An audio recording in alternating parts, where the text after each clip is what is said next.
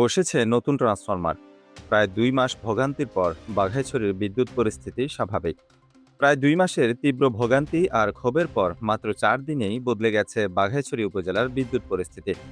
আবাসিক প্রকৌশলীর অবহেলা, ভুতুরে বিল, যোগাযোগহীনতা এবং নতুন ট্রান্সফরমারের নামে অর্থ দাবি এবং প্রায় ২ মাস ধরে বিদ্যুৎ সংযোগ বিচ্ছিন্ন থাকার প্রতিবাদে সম্প্রতি বিদ্যুৎ অফিস ঘেরাও করেছিলেন পৌরসভার ৭ নম্বর ওয়ার্ডের ক্ষুব্ধ গ্রাহকরা। বিষয়টি গণমাধ্যমে জোরালোভাবে উঠে আসতেই নড়েচড়ে বসে বিদ্যুৎ বিভাগ ও স্থানীয় প্রশাসন। দীর্ঘদিন ধরে বিকল থাকা ট্রান্সফরমার সরিয়ে বসানো হয় নতুন ট্রান্সফরমার। ফলে দ্রুতই অবসান ঘটে দীর্ঘদিনের লোডশেডিংয়ের।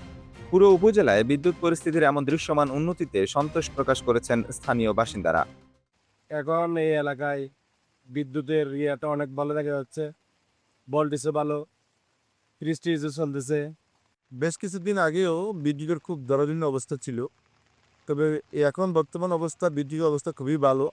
এই ধারাবাহিকতা যদি বিদ্যুৎ ঠিকমতো খাতে, তা মানুষের জনজীবন অনেক শান্তি হবে, এমনকি অনেক কিছু ভালোভাবে করবে। যেমন বিদ্যুৎ না থাকলে নেটওয়ার্কের সমস্যা ছিল, এখন নেটওয়ার্কের তেমন সমস্যা নেই বিদ্যুৎ থাকাকালীন। এ বিষয়ে প্রশিক্ষণের জন্য চট্টগ্রামে অবস্থান করা বাঘাইছড়ি বিদ্যুৎ বিভাগের আবাসিক প্রকৌশলী সুগত চাকমা মুঠোফোনে জানান, বিদ্যুৎ সরবরাহ স্বাভাবিক রয়েছে। কিছু এলাকায় পুরনো ও ঝুঁকিপূর্ণ বিদ্যুৎ তার পরিবর্তনের প্রয়োজন রয়েছে। এ বিষয়ে গুরুত্ব দিয়ে কাজ করা হচ্ছে এবং প্রয়োজনীয় বরাদ্দ পাওয়া গেলে দ্রুত ব্যবস্থা নেওয়া হবে।